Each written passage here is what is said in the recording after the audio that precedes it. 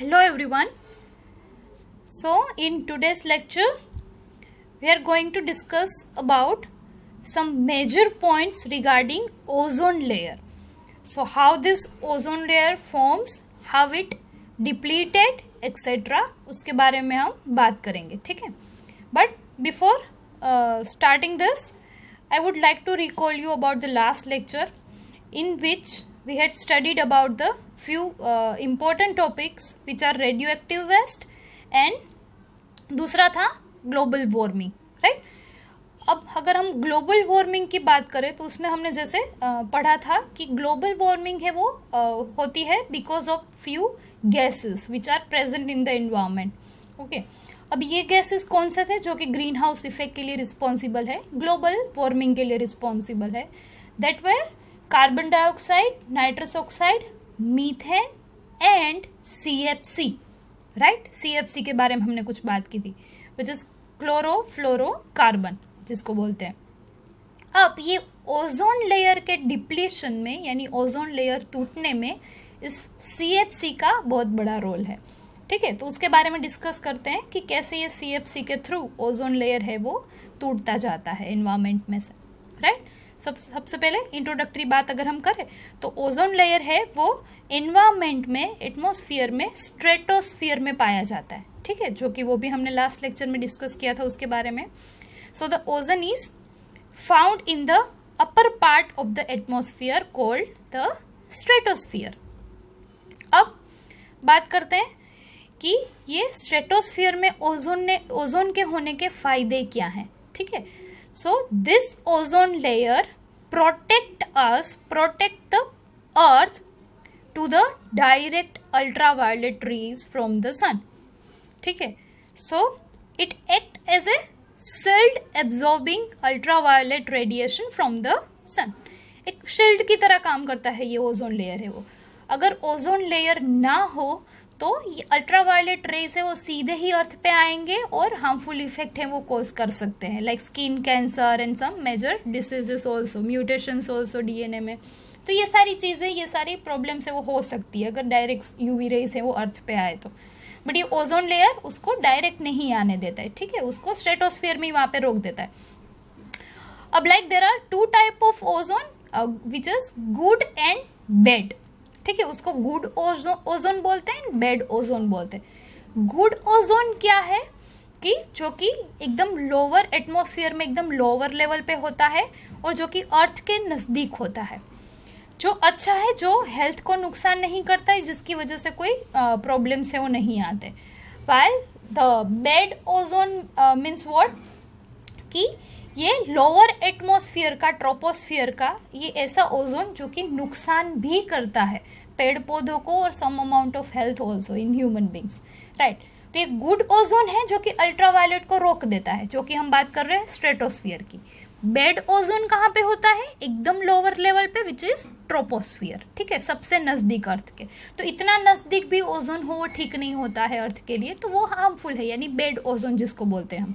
Good ozone क्या है, जो कि स्ट्रेटोस्फियर में है और ये अल्ट्रावायलेट रेज को रोक देता है ताकि हमें ये हार्मफुल इफेक्ट्स है वो बॉडी पे नहीं होती है, उसको बोलते हैं गुड ओजोन, ठीक है. तो ये तो बात हो गई introductory. Now will talk about some more detail about ozone. So उसकी वजह से होता क्या है अगर UV लाइट को नहीं रोक दे तो. So DNA and proteins of living organism absorbs this UV rays and its high energy breaks the chemical bonds between the nucleotides and amino acids, ठीक है. अब ये डायरेक्ट UV लाइट आने से DNA है वो टूट जाता है, खराब हो जाता है, एज वेल एज प्रोटीन्स भी है वो बिगड़ जाते हैं क्योंकि केमिकल बॉन्ड से उसमें डिफेक्ट आ जाती है, ठीक है. अब ये जो थिकनेस होती है of the ozone in a column of a air from the ground to the top of the atmosphere is measured in the terms of Dobson unit, जिसको शॉर्ट में DU बोलते हैं. MCQ के लिए याद रखना ये क्या है, जैसे कि मान लो ये टॉप मोस्ट लेयर है एटमॉस्फेयर का और ये अर्थ की सरफेस है, तो इसको मेजर करते हैं DU में. क्लियर. तो ये just for you people understanding के लिए है, नथिंग एल्स. सो उसको डॉप्सन यूनिट में मेजर किया जाता है, राइट. ना वो बात करते हैं डिप्लेशन की। जैसे हमने बात की कि ओजोन में अभी डिप्लेशन हो रहा है बिकॉज ऑफ एयर पोल्यूशन, और एयर में भी स्पेशली ये CFC जैसे गैसेस के लिए उसकी वजह से होता है ये डिप्लेशन। तो कैसे होता है ओजोन का depletion with the help of CFC, उसके बारे में बात करते हैं। ठीक है, मोस्टली नाउ ओजोन गैस है, ओजोन जिसको O3 से भी डिनोट करते हैं। ठीक है, यहाँ पे दिखाया गया है ओजोन O3। अब उसका डिग्रेडेशन होता है बिकॉज ऑफ CFC, क्लोरोफ्लोरोकार्बन।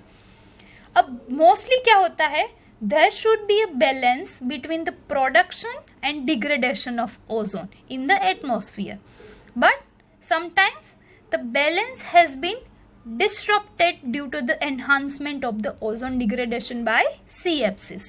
ठीक है, जनरली ये होता है नेचर में कि डिप्लेशन होता है, फिर वापस ओजोन बनता है, तो ये टूटना जुड़ना ये सब चलता रहता है नेचुरली एनवायरनमेंट में, बट उसका एक बैलेंस होता है। बट व्हाट हैपन्स समटाइम्स कि ये डिप्लेशन है अभी बिकॉज ऑफ सच गैसेस ज़्यादा अमाउंट में बढ़ गए, तो यानी जितना ओजोन बन नहीं रहा है उससे ज़्यादा वो टूट रहा है, तो बेसिकली वो घटता जाएगा।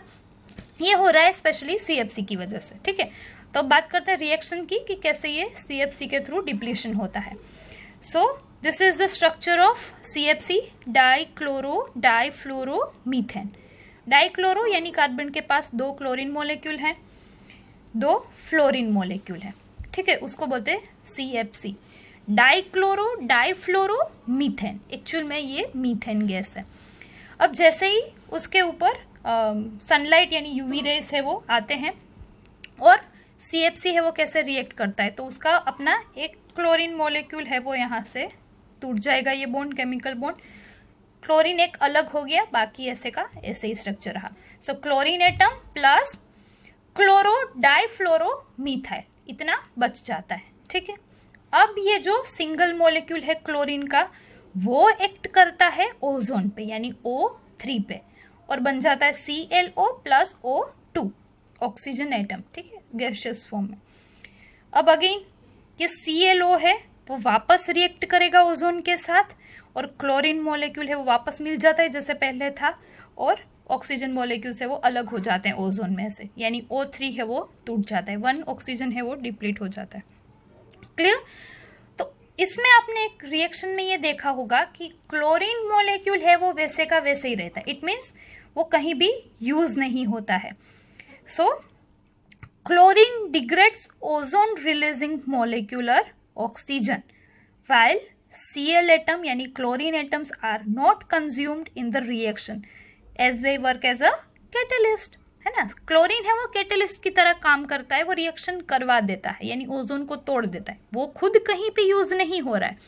तो देखिए इसकी हार्मफुल इफेक्ट है वो क्या होगी कि जितने भी अभी CFC हैं वो एटमॉस्फेयर में ऐड होते हैं, ये सारे मोलेक्यूल्स जितने भी ऐड हो रहे हैं वो कंटिन्यूअस डिग्रेडेशन चालू रखेंगे, यानी एक बार Cl है क्लोरीन है वो एटमॉस्फेयर में आ गया तो अभी ये ओजोन को तोड़ना चालू ही रखेगा, क्योंकि वो खुद तो कहीं यूटिलाइज नहीं हो रहा है, खुद तो किसी के साथ मिक्स नहीं हो रहा है, सिर्फ वो रिएक्शन करवा रहा है।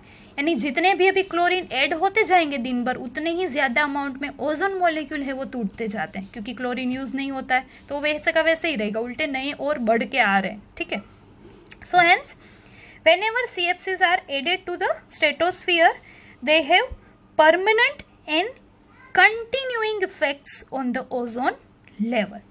उसकी वजह से ओजोन है वो कंटिन्यूअस डिप्लीट होता जाएगा, टूटता जाएगा। ठीक है, नाउ इन ओजोन लेयर में डिप्लीशन को ध्यान में रखते हुए मोस्टली ये अभी मोस्ट ऑफ कंट्रीज में ये देखा गया कि ये जो CFC यूज़ होते हैं एयर कंडीशन में, फिर रेफ्रिजरेटर वगैरह में, उसको रिड्यूस किया जाए, इसको रिप्लेस किया जाए किसी और गैस से।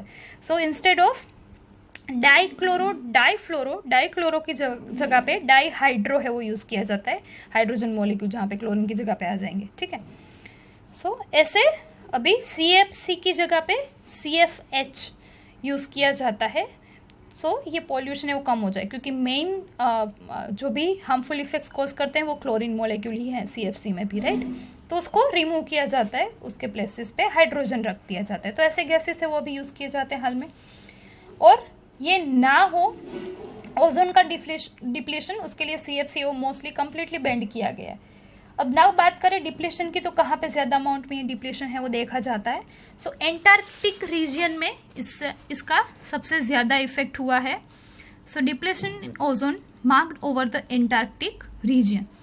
This results in the thinning of ozone layer commonly called as the ozone hole. Ozone hole है ये, उसको बोलते हैं जहाँ से ओजोन है वो टूट गए. तो मान लो ये ओजोन की तो कंटिन्यूअस परत है अर्थ के आसपास, राइट, कंटिन्यूअस कवर है वो, बट बीच बीच में कहीं कहीं पे जहाँ पे ये CFC वगैरह का ज्यादा रिएक्शन हुआ होगा वहां से ओजोन है वो टूट गया है, निकल गया है, like so it looks like hole. So उसको बोलते हैं ओजोन होल. ठीक है, तो ये बात की हमने ओजोन की कि कैसे ओजोन है वो इम्पोर्टेंट है. अगर ओजोन लेयर ना हो तो क्या हार्मफुल इफेक्ट्स हो सकती है बॉडी में. एंड द थर्ड थिंग कि ओजोन का डिप्लेशन होता कैसे है, तो वो हमने रिएक्शन के थ्रू देखा कि कैसे ये प्रोसेस होती है. ठीक है, now let us talk about UV radiation, ultraviolet light जिसकी हमने बात की थी. तो ये क्या होते हैं उसके बारे में थोड़ी इन्फॉर्मेशन लेते हैं. Okay, so let's talk about UV radiation.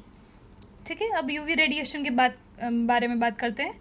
तो पहले तो ये वेवलेंथ के बारे में हम और एक रेंज के बारे में हम बात कर ले पहले. तो सपोज ये स्पेक्ट्रम है, लाइट स्पेक्ट्रम है, तो उसमें विजिबल लाइट होती है, उससे आगे होती है infrared and then visible light, then comes UV spectrum and after the UV light X rays.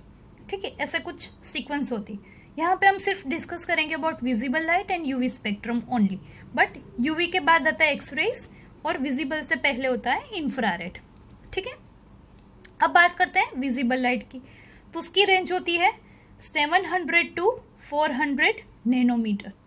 ठीक है, उसके बाद है यूवी लाइट. तो अभी यूवी लाइट है वो 3 टाइप्स की होती है, UV A, UV B and UV C.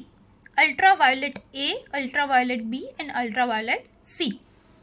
Now A है उसकी रेंज है 400 to 320 nanometre, then again 320 to 290 nanometer, then 290 to 200 nanometer, which is UVC. अब बात करें हम वेवलेंथ की, तो UVC से हम जैसे ही विजिबल लाइट की तरफ आगे बढ़ते हैं वैसे वेवलेंथ है वो इंक्रीजिंग यानी बढ़ती जाती है. ठीक है, आप देख सकते हो इधर वेव स्पीड ड्रॉ किए हैं. सो वेवलेंथ है वो ऐसे बढ़ती जाती जैसे जैसे आगे बढ़ेंगे. अब इसमें हम स्पेशली बात करेंगे अल्ट्रावायलेट बी की. ठीक है, बी लाइट की, क्योंकि UV radiations of the wavelength shorter than the UV B are almost completely absorbed by the earth atmosphere. Earth के एटमॉस्फियर में यूवी बी से जितनी भी शॉर्टर वेवलेंथ है वो सब एब्जॉर्ब हो जाती है और ओजोन लेयर है वो वहाँ पे तब इंटेक रहता है. ठीक है, बट यूवी बी है मोस्टली, ए और बी बोथ हार्मफुल है, बट स्पेशली बी की बात करें हम अगर, तो it damages the DNA and cause mutation into it. ठीक है, अब डीएनए में वो म्यूटेशन कॉज करता है अल्ट्रावायलेट बी लाइट है, क्योंकि ये एब्जॉर्ब हो जाती है, वो यूवी बी की रेंज है वो डीएनए तक पहुंच सकती है, यानी हमारे सेल को क्रॉस करके वो न्यूक्लियस में डीएनए तक पहुंच सकती है. तो अब क्या करेगा वो डीएनए में जाके, डीएनए की न्यूक्लियोटाइड से उसकी सीक्वेंस है वो बिगड़ जाती है क्योंकि बॉन्ड्स टूट जाते हैं, और कोई एक न्यूक्लियोटाइड की जगह पे मान लो कोई दूसरी न्यूक्लियोटाइड आ गई. इट मीन्स वो जो पूरा जीन है, gene means what, it is a part of DNA, तो जीन है वो पूरा चेंज हो गया. और जीन में से बनता है अभी क्या, थ्रू द एमआरएनए बनता है प्रोटीन.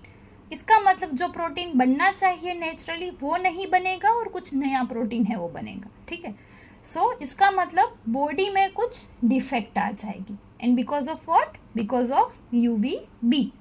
क्लियर, तो ऐसे यूवी बी है वो ज्यादातर हार्मफुल इफेक्ट है वो कॉज करता है. Other than the mutation in DNA, what others effects are there? So it causes ageing of skin, यानी रिंकल्स हो जाना स्किन में, मोस्टली जिसको हम एजिंग बोलते हैं, राइट. तो ये भी यूवी बी की वजह से हो सकता है. Then damages to the skin cells and it can cause various type of cancer, specially skin cancer. Then अगर ह्यूमन आई है उसकी बात करें हम, तो आई में सबसे आगे का ट्रांसपेरेंट पोर्शन होता है जिसको हम बोलते हैं कॉर्निया, राइट. तो ये कॉर्निया है वो यूवी बी रेडिएशन है उसको एब्जॉर्ब कर लेती है, and because of such high dose of radiation it can cause the inflammation of cornea. वहाँ पे सूजन आ जाती है कॉर्निया में, जिसको हम इन्फ्लामेशन बोलते हैं. And it is called, this phenomenon is called snow blindness.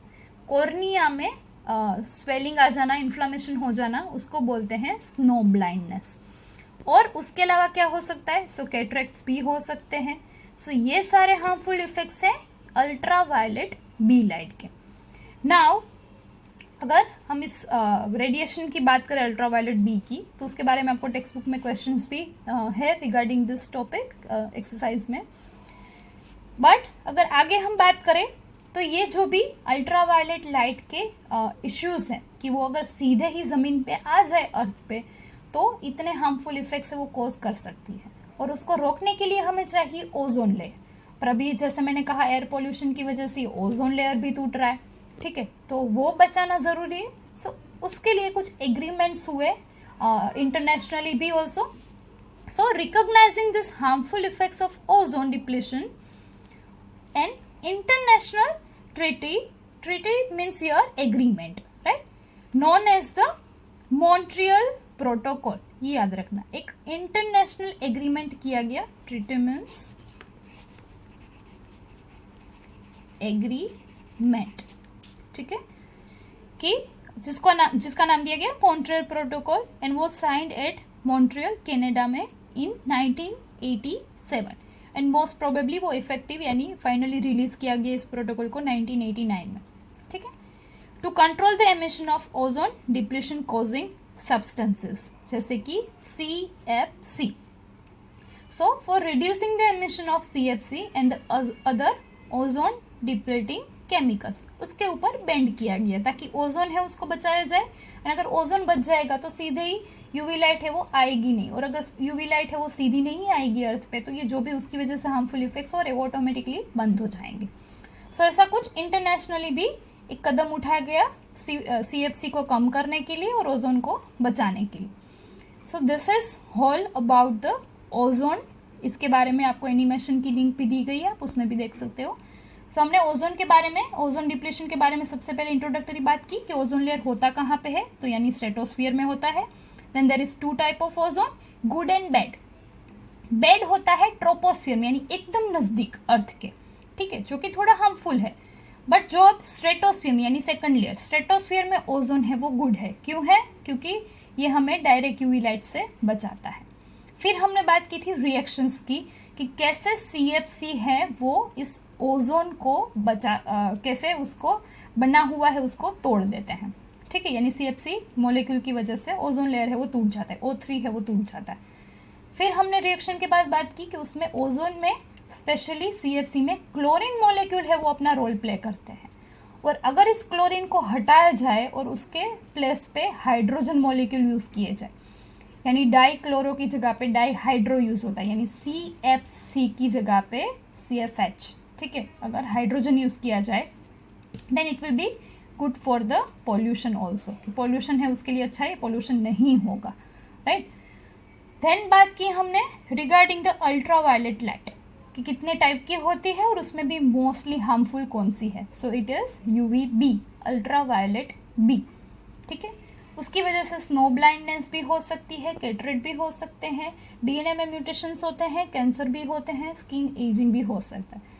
And to reduce such effects internationally जो एक कॉन्सेप्ट साइन किया गया वो था, एग्रीमेंट साइन किया गया वो था Montreal protocol in 1987.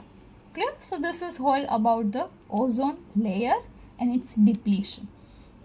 Now let's talk about a minute topic which are degradation, 2 topics that are degradation by improper resources utilization and maintenance both, कि उसकी वजह से कैसे रिसोर्सेज स्पेशली नेचुरल रिसोर्सेज है वो बिगड़ते हैं, तो उसके बारे में बात करेंगे.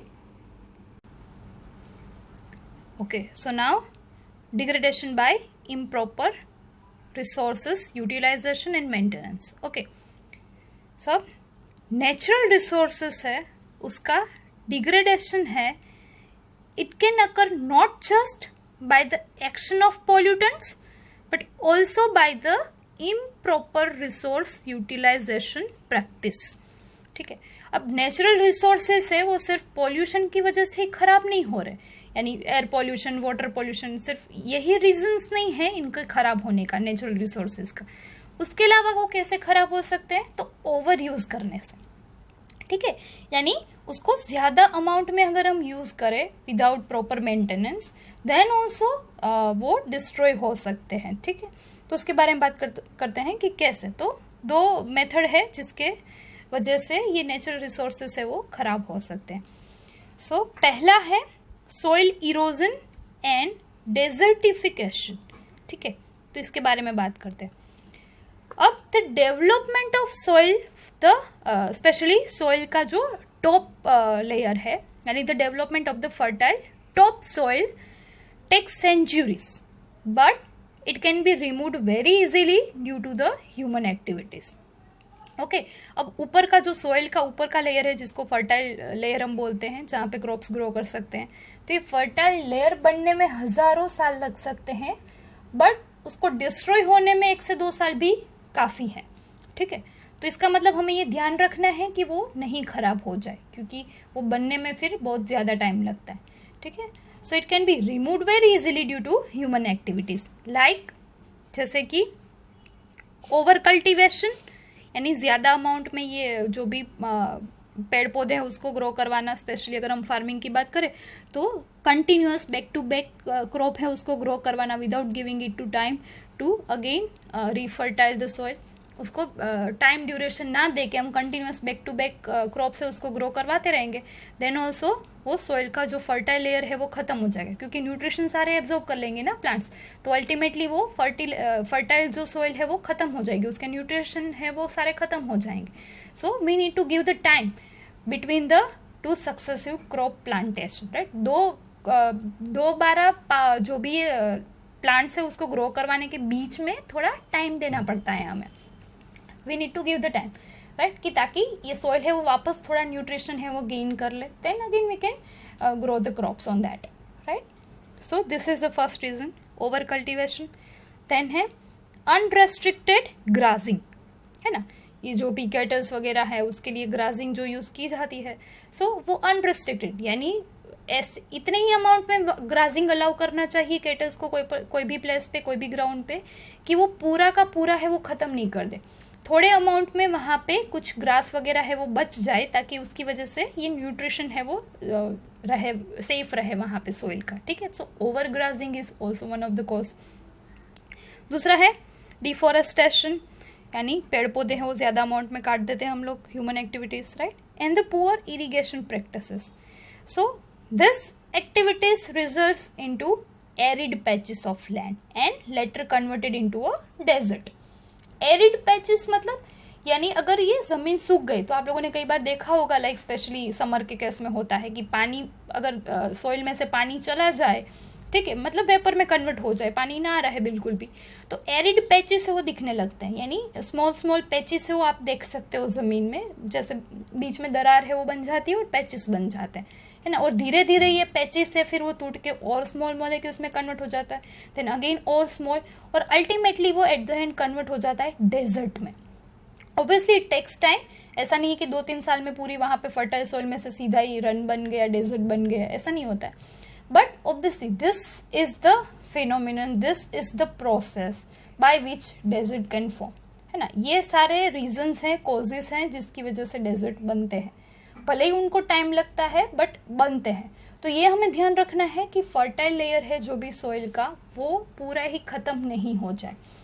ठीक है, तो ऐसे लैंड का, सॉइल का इरोजन है हम बचा सकते हैं अगर हम ऐसी एक्टिविटीज है वो ओवर एक्टिविटीज जिसको हम बोल रहे हैं वो ना करें, तो this is the one reason. दूसरी टेक्निक है water logging and soil salinity. ये दूसरा कॉज है जिसकी वजह से हमारे नेचुरल रिसोर्सेज है वो डिस्ट्रॉय होते हैं। ठीक है, पॉल्यूशन की वजह से तो होते ही है, उसके अलावा हम बात कर रहे हैं आज, तो उसके अलावा पहला हमने देखा कि सॉइल इरोजन हो जाता है, ओवर यूज है रिसोर्सेज का, नेचुरल रिसोर्सेज का, उसकी वजह से हो रहा है। दूसरा है वाटर लॉगिंग, वाटर लॉगिंग यानी पानी भरा रहना कहीं कोई भी जगह पे, ठीक है, कहीं मतलब बहुत टाइम तक पानी भरे का भरा ही रहा वहाँ पे, कोई भी प्लेस पे, कोई भी फील्ड पे हम बात करें अगर, तो उसकी वजह से भी सॉइल में सैलिनिटी है वो आ जाती है और पानी है वो सॉइल को ख़राब कर देता है। कैसे बात करते हैं। So irrigation without proper drainage of water leads to water logging in the soil, यानी प्रॉपर ड्रेनेज ना हो और अगर पानी भरा का भरा ही रहे कोई जगह पे, तो वहाँ पे क्या हो जाएगा, बिकॉज ऑफ सच वाटर, उसमें सॉल्ट होता है वाटर में, क्योंकि ओबियसली वो फिल्टर किया वो पानी तो हम थोड़ी फील्ड में देते, वो तो सीधा ही पानी यूज़ करते हैं हम लोग वाटर रिसोर्सेज का, यानी तालाब में से, नदी में से सीधा ही पानी आता है। तो पानी कैसा होगा, सॉल्टी होगा, उसमें सॉल्ट्स होंगे, बहुत सारे डिफरेंट केमिकल सॉल्ट्स होंगे उसमें। सो ये सरफेस पे, सॉइल की सरफेस पे चिपक जाते हैं। दूसरा, ये लेयर बना देते हैं, थीन लेयर रूट के आसपास, क्योंकि रूट से ही पानी है वो एब्जॉर्ब होता है, तो ये सॉल्ट्स तो एब्जॉर्ब नहीं होंगे, तो वो रूट के आसपास है वो चिपक जाएंगे। तो ऐसे करके धीरे धीरे धीरे ये प्लांट्स को डिस्ट्रॉय कर देते हैं, रूट्स को डिस्ट्रॉय कर देते। ओब्वियसली अभी रूट्स ही नहीं रहेंगे तो प्लांट है वो वाटर एब्जॉर्ब कैसे करेगा सॉइल में से, तो अल्टीमेटली वो पौधा भी है वो खत्म हो जाएगा, डेड हो जाएगा, ठीक है। सो बाय सच वेज, जैसे कि वाटर लॉगिंग है, पानी भरा रहने की वजह से ये सारे पेड़ पौधे हैं वो खत्म हो जाते हैं, खराब हो जाते हैं, अल्टीमेटली सॉइल है वो भी खराब हो जाती है। And because of this salinity we can say, soil का ऊपर का जो फर्टाइल लेयर है वो खराब हो जाता है, खत्म हो जाता है। So this two are causes by which natural resources can be destroyed, और specially by the over use और एक्सेसिव यूज ऑफ दैट, ठीक है। अब नेक्स्ट लेक्चर में हम नेक्स्ट टॉपिक के बारे में बात करेंगे regarding forest deforestation and all. इस लेक्चर में आज हमने मेन टॉपिक देखा ओजोन लेयर, स्पेशली उसका डिप्लीशन कैसे होता है with the help of CFC, then ultraviolet light, and 2 causes देखे हमने लास्ट में कि नेचुरल रिसोर्सेज कैसे खराब होते हैं अदर देन द पॉल्यूटेंट्स। दूसरी कौन सी वजहें हैं जिससे खराब होते हैं नेचुरल रिसोर्सेज।